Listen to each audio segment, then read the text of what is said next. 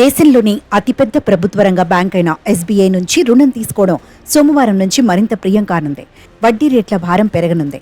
ఈ మేరకు వేరువేరు కాల పరిమితులకు సంబంధించిన లోన్లపై ఎంసీఎల్ఆర్ అంటే marginal cost of funds based lending rate 10 basis పాయింట్ల మేర పెంచుతున్నట్టు ఎస్బీఐ ప్రకటించింది. సవరించిన రేట్లు నేటి నుంచి జూలై 15, 2024 అమల్లోకి వస్తాయని స్పష్టం చేసింది. గృహ వాహనాలతో పాటు ఇతర రుణాలకు ఎంసీఎల్ఆర్ పెంపు వర్తిస్తుందని వివరించింది. తాజా పెంపుతో వరుసగా 2 నెలల్లో ఎస్బీఐ వడ్డీ రేట్లను పెంచినట్టయింది. జూన్ నెలలో కూడా ఎస్బీఐ రుణ రేట్లను సవరించిన విషయం తెలిసిందే. ఫలితంగా ఎంసీఎల్ఆర్తో అనుసంధానించిన లోన్లకు సంబంధించి రుణగ్రహీతలపై ఈఎంఐల భారం పెరగనుంది. 1 నెల వ్యవధి రుణంపై ఎంసీఎల్ఆర్ను 5 బేసిస్ పాయింట్ల మేర పెంచడంతో వడ్డీ రేటు 8.35% పెరిగిందని ఎస్బీఐ వెల్లడించింది.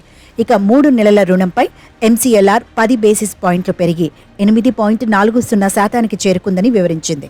ఇక 6 నెలలు, 1 ఏడాది, 2 సంవత్సరాల కాలానికి సంబంధించిన రుణాలపై ఎంసీఎల్ఆర్ రేట్లు 10 బేసిస్ పాయింట్ల మేర పెంచడంతో వాటి వడ్డీ రేట్లు వరుసగా 8.75%, 8.85%, 8.95%లకు పెరిగాయి. ఇక 3 ఏళ్ల ఎంసీఎల్ఆర్ను 5 బేసిస్ పాయింట్ల మేర పెంచడంతో రుణంపై వడ్డీ రేటు 9%కి చేరిందని వివరించింది.